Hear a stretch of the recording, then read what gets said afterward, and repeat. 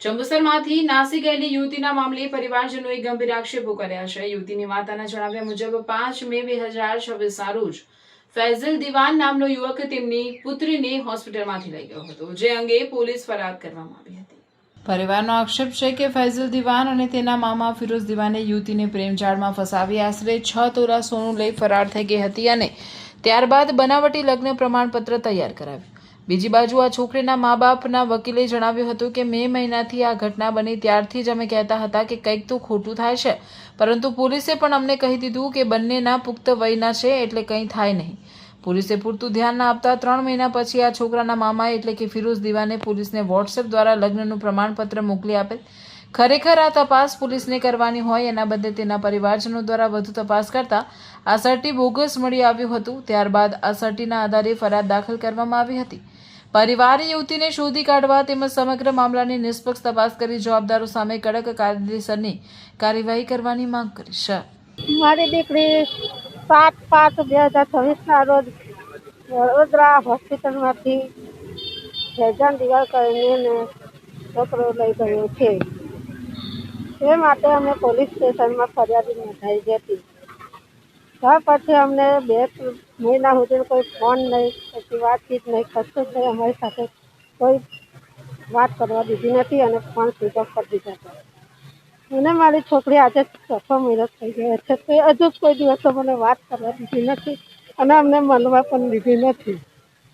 હા, ફિરોઝ દિવાન કરીને એનો મામો અને ફૈઝલ દિવાન એનો ભાણિયો, એ બે થઈને મારી છોકરીને પ્રેમ જાળમાં ફસાઈને મારા ઘરેથી 100 તોલાની માળા લઈને ઘરમાંથી ચોરી કરાવીને લઈ ગયેલો છે અને એ જ પૈસાથી ખોટું સર્ટિફિકેટ, મેરેજ સર્ટિફિકેટ બનાવડાવેલું છે। બસ હવે હું કંઈ બોલી શકું તેમ નથી। આગળ તમારી શું માંગ છે? મારી છોકરી મને પાછી અપાવો, ગમે તે હિસાબે, મને જીવતી કે મરેલી મારી છોકરી જોઈએ। બસ હું હવે મારી તબિયત અત્યારે મારા ઘરમાં શું ચાલી રહ્યું છે એ હું, મારો દીકરો અને મારો હસબન્ડ જાણીએ છીએ। અમારા ઘરની પરિસ્થિતિ હવે નાજુક થઈ ગયેલી છે અને મારી તબિયત તો હું દવા પર રોજની 10 ગોળીઓ ખાઈને જીવું છું। મારી ચલાતું નથી કે નથી બોલી શકાતું નથી। હું દવાના આધારે જીવન જીવી રહી છું। મારા ઘરમાં બહુ જ આર્થિક માનસિક પરિસ્થિતિ અમે વેઠી રહ્યા છીએ। દીકરીને કોઈ સંદેશ આપવા માંગશો? દીકરી જ્યાં હોય તો તે એને ગમે તે હિસાબે અમને મળાવો, અમે એમની સાથે વાત કરવા દો, પછી આગળ જે થશે અમે આગળ કાર્યવાહી કરીશું। આ કઈ તારીખની ઘટના છે? 30/6ની।